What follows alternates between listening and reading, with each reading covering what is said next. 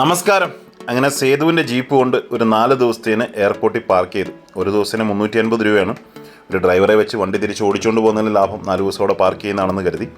അപ്പോൾ ഞങ്ങൾ തായ്ലൻഡ് എക്സിബിഷനുള്ള യാത്രയിലാണ്. അതിരാവിലെ തന്നെ തായ്ലൻഡിൽ ചെന്നിറങ്ങി. ഞങ്ങൾ ചൈന മാർക്കറ്റൊക്കെ ഒരു 7 മണിയോട് കൂടി വിസിറ്റ് ചെയ്തു. ഞാൻ സ്ഥിരമായിട്ട് അവിടെ കഴിക്കുന്ന ഒരു കോഫി പോലൊരു ഡ്രിങ്കാണ്. അപ്പോൾ അതൊരെണ്ണമൊക്കെ കഴിച്ച് 1-2 കോയിൻ ഷോപ്പുകളൊക്കെ രാവിലെ തന്നെ വിസിറ്റ് ചെയ്തു. അതുപോലെ തന്നെ ഈ 25 ഡെനോമിനേഷനുള്ള കറൻസി ഞാൻ കളക്ട് ചെയ്യുന്നുള്ളൂ. അപ്പോൾ അങ്ങനെ ഒരു റയറായിട്ടുള്ളൊരു കറൻസിയാണ്. പിന്നെ ഈ കാണുന്ന ബോട്ട് മണി എലിഫൻറ്റിൻ്റെ സ്റ്റാമ്പോട് കൂടിയ വളരെ പ്രയാസമാണ് ഇത് കിട്ടാൻ. ഇപ്പോൾ തന്നെ അവിടെ വളരെ ഡിമാൻഡിങ് ആയിട്ടുള്ളൊരു കോയിൻ സെറ്റാണിത്. സെറ്റ് എന്ന് പറയാൻ ഇത് കംപ്ലീറ്റ് ഇല്ലെങ്കിലും ഒരു 4 ഡിഫറൻ്റ് ആയിട്ടുള്ളത് ഞാൻ വാങ്ങിച്ചിരുന്നു. പിന്നെ കുറച്ച് കറൻസികൾ കോമൺ ആയിട്ടുള്ളതാണ് എങ്കിലും കുറച്ച് കറൻസികളൊക്കെ കിട്ടാവുന്നതാണ്. ഞാൻ മോഡേൺ കറൻസികളൊന്നും അധികം കളക്ട് ചെയ്യുന്നില്ല. കൂടുതലും ഈ കറൻസികളൊക്കെ തന്നെ വിൻറ്റേജ് കറൻസികൾ. ഇതിനൊന്നും തന്നെ എക്സ്ചേഞ്ച് റേറ്റോ കാര്യങ്ങളോ ഒന്നും ഉള്ളതല്ല. പലതിനും ചിലതിനൊക്കെ ഉണ്ടാവും.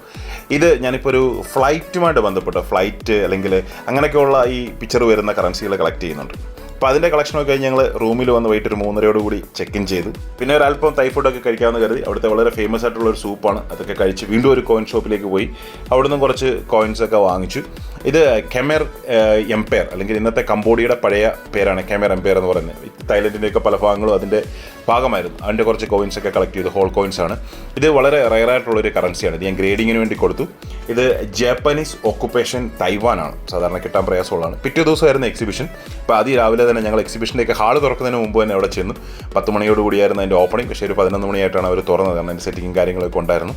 ഒരുപാട് ഡീലേഴ്സ് ഒന്നുമില്ല. ഒരു 30ഓളം ഡീലേഴ്സ് ഉണ്ട്. കൂടുതലും അവിടുത്തെ തായ്ലൻഡ് ബേസ്ഡ് ആയിട്ടുള്ള ഡീലേഴ്സ് ആയിരുന്നു. ഫോറിൻ കറൻസികളൊക്കെ ഡീൽ ചെയ്യുന്ന അല്ലെങ്കിൽ ഫോറിൻ കോയിൻസൊക്കെ ഡീൽ ചെയ്യുന്ന വളരെ കുറച്ച് ആളുകളെ ഉണ്ടായിരുന്നു. ഞങ്ങളുടെ കറൻസികളൊക്കെ അവിടെ ഗ്രേഡ് ചെയ്യാൻ കൊടുക്കാറുണ്ട്. അപ്പോൾ ഇത്തവണ ഇത്രയും കറൻസികൾ ഗ്രേഡിങ്ങിന് വേണ്ടി കൊടുത്തു. എൻ്റെ ഡീറ്റെയിൽ ആയിട്ടുള്ള ഫോട്ടോസൊക്കെ ഒന്ന് കാണിച്ചു തരാം. ഈ കാണുന്ന 2000 രൂപ നോട്ട് നല്ല കണ്ടീഷനായിട്ട് തന്നെ ഗ്രേഡ് ചെയ്ത് വെച്ചേക്കാമെന്ന് കരുതി. പിന്നെ കേമാൻ ഐലൻഡിൻ്റെ 70 അങ്ങനെ കുറച്ച് കറൻസികളൊക്കെ ഗ്രേഡിങ്ങിന് കൊടുത്തു. ചിലതൊക്കെ എൻ്റെ സുഹൃത്തുക്കളുടെ കറൻസികളാണ്. കാരണം ഈ കറൻസികൾ ഗ്രേഡ് ചെയ്യുന്നതിന് 4500-5000 രൂപയാണ് റേറ്റ്. അപ്പോൾ അത് ചിലർക്കൊക്കെ ചെയ്യണം താല്പര്യമുള്ളവരുടെ കറൻസികൾ ഞാൻ കളക്ട് ചെയ്തുകൊണ്ട് പോകാറുണ്ട്. ഇതവിടെ നിന്ന് വാങ്ങിച്ചൊരു കോയിനാണ്. ജീസസിൻ്റെ പടത്തോട് കൂടിയ ഒരു നാണയമാണ്. ബൈസൻറ്റൈൻ എംപയറിൻ്റെ ഈ കാണുന്ന ജീസസ് ആണ്. ആ ഫേസൊക്കെ കുറച്ച് കട്ട് ഓഫ് ആണ് എങ്കിലും ഗ്രേഡഡ് കോയിൻ ആയതുകൊണ്ട് വാങ്ങിച്ചതാണ്. പിന്നെ കുറച്ച് റയർ നാണയങ്ങളൊക്കെ തന്നെ അവിടെ നിന്ന് കിട്ടി. ഈ കാണുന്ന സ്ട്രേറ്റ് സെറ്റിൽമെൻറ്റ്, അതുപോലെ തന്നെ ഫ്രഞ്ച് കംബോഡിയ, ഇന്ത്യയുടെ 1-2 നാണയങ്ങളൊക്കെ കിട്ടി. പിന്നെ വളരെ റയറായിട്ടുള്ള ഒരു വെയ്റ്റ് സെറ്റ്. പണ്ട് കാലങ്ങളിൽ നമ്മൾ തൂക്കം നോക്കാൻ വേണ്ടി ഉപയോഗിക്കുന്ന ഒരു പോക്കറ്റ് വെയ്റ്റ് സെറ്റ്. പണ്ട് ഡോക്ടേഴ്സൊക്കെ കൊണ്ടുവരുന്ന അപ്പോത്തിക്കിരി ടൈപ്പിലുള്ള ഒരു വെയ്റ്റ് സെറ്റാണ്. അപ്പോൾ അങ്ങനത്തെ ഒരു ബോക്സോട് കൂടി നല്ല വർക്കുള്ള പഴയൊരു ബോക്സാണ്. അത് കിട്ടി. പിന്നെ ഒരു ടോയ് ഷോപ്പൊക്കെ വിസിറ്റ് ചെയ്തു. അവിടെ വലിയൊരു ടോയ് ഷോപ്പ്, അതുപോലെ തന്നെ അവിടെ വലിയൊരു ക്യാമറാസിൻ്റെ സെക്കൻഡ് ഹാൻഡ് ക്യാമറയുടെ വലിയൊരു ഷോപ്പ് ഉണ്ടായിരുന്നു. അപ്പോൾ ആ ഒരു സെക്കൻഡ് ഹാൻഡ് ക്യാമറയുടെ ഷോപ്പ് വിസിറ്റ് ചെയ്ത് കുറച്ച് ക്യാമറകളൊക്കെ എൻ്റെ കളക്ഷനിലേക്ക് ഞാൻ വാങ്ങിച്ചു. പിന്നെ തായ്ലൻഡിൽ നിന്ന് തന്നെ പണ്ട് ഉപയോഗിച്ചിരുന്ന ബോട്ട് മണി, അതൊരു ലോട്ടായിട്ട് കുറച്ച് ബോട്ട് മണി വാങ്ങിച്ചു. അതുപോലെ തന്നെ ഖെമർ എംപയറിൻ്റെ കുറച്ച് നാണയങ്ങൾ വാങ്ങിച്ചു. തായ്ലൻഡിൻ്റെ പഴയ ഹോൾ കോയിൻസ് ചിലത് വാങ്ങിച്ചു. പിന്നെ ഒരു ചെറിയ രൂപങ്ങൾ, ഒരു മൃഗങ്ങളുടെ രൂപങ്ങൾ ഇരുന്നത് ഒപ്പിയം, അതായത് കറുപ്പ് എന്നറിയപ്പെടുന്ന പഴയ ഒരു ലഹരി വസ്തു ഉണ്ടായിരുന്നു. അത് തൂക്കാൻ ഉപയോഗിച്ചിരുന്ന വെയിറ്റാണ് എലിഫൻറ്റ് ഷേപ്പിലൊക്കെ കണ്ടത്. ഇതും കുറച്ച് കറൻസികൾ പിന്നീട് ഒരു കോയിൻ ഷോപ്പിൽ നിന്നും എക്സിബിഷനും ഒക്കെ ആയിട്ട് പലപ്പോഴായിട്ട് വാങ്ങിച്ചാണ്. കുറേ ഡീലേഴ്സൊക്കെ ഉണ്ടായിരുന്നു. പലരുടെയും നിന്ന് വാങ്ങിച്ച ലോട്ടാണ് നിങ്ങൾ ഈ കാണുന്നത്. അതിൽ കൂടുതലും എൻ്റെ തീമാറ്റിക് ആയിട്ടുള്ള ഈ ഫ്ലൈറ്റ് കളക്ഷൻസ് അങ്ങനെയൊക്കെയുള്ള കാര്യങ്ങൾക്ക് വേണ്ടി കളക്ട് ചെയ്തതാണ്. അങ്ങനെ നല്ലൊരു യാത്രയായിരുന്നു. ഇത്രയും ക്യാമറകളൊക്കെയാണ് ഞാൻ വാങ്ങിച്ചത്. പേഴ്സണൽ ആവശ്യത്തിന് വേണ്ടി, പേഴ്സണൽ കളക്ഷന് വേണ്ടി വാങ്ങിച്ചാണ്. ബോക്സോട് കൂടിയൊക്കെ ഉള്ളത് കണ്ടപ്പോൾ വാങ്ങിച്ചാണ്. എല്ലാം തന്നെ ജപ്പാനീസ് ക്യാമറയാണ്. ജപ്പാനിൽ നിർമ്മിച്ചിട്ടുള്ള ക്യാമറയാണ്.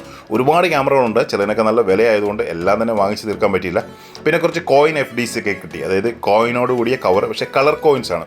ക്യൂബയുടെ കളർ കോയിൻസ് ആണ്. നല്ല ഡിമാൻഡിങ് ആയിട്ടുള്ള കോയിനാണ്. കാരണം ക്യൂബയുടെ കോമറേറ്റീവ് കോയിൻസ് വളരെ കുറച്ച് മാത്രമേ ഉള്ളൂ.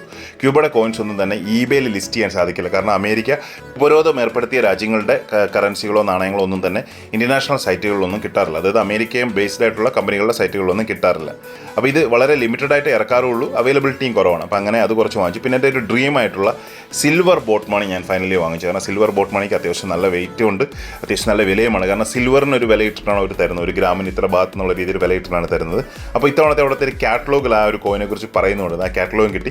അങ്ങനെ എയർപോർട്ടിൽ വന്ന് സേതുവിൻ്റെ വകയായിട്ട് ഒരു ചെറിയ ട്രീറ്റ് ഉണ്ടായിരുന്നു. അപ്പോൾ അതൊക്കെ കഴിച്ച് തിരിച്ചു വരുന്ന വഴിയാണ് ഞാൻ എൻ്റെ കറൻസി ഇത്തവണ കൊണ്ട് ഗ്രേഡ് ചെയ്ത കറൻസി നോക്കിയത്. ബംഗ്ലാദേശിൻ്റെ ഈ കറൻസി ടോപ്പ് ഗ്രേഡാണ് എനിക്ക് കിട്ടിയത്. 67 ഗ്രേഡ് എന്ന് പറയുന്നത് ടോപ്പ് ഗ്രേഡാണ്. ഇത് കൂടാതെ ഇന്ത്യയിൽ നിർമ്മിച്ച ഈ കറൻസിയുടെ, ഇന്ത്യയിൽ പ്രിൻ്റ് ചെയ്ത ഈ കറൻസിയുടെ പ്രിൻ്റർ NSPP ആണ്. അതായത് നാഷണൽ സെക്യൂരിറ്റി പ്രിൻറ്റിംഗ് പ്രസ്, നാസിക്കിലുള്ള പ്രിൻറ്റിംഗ് പ്രസ്സാണ്. അങ്ങനെ ഫൈനലി നാട്ടിൽ തിരിച്ചെത്തി.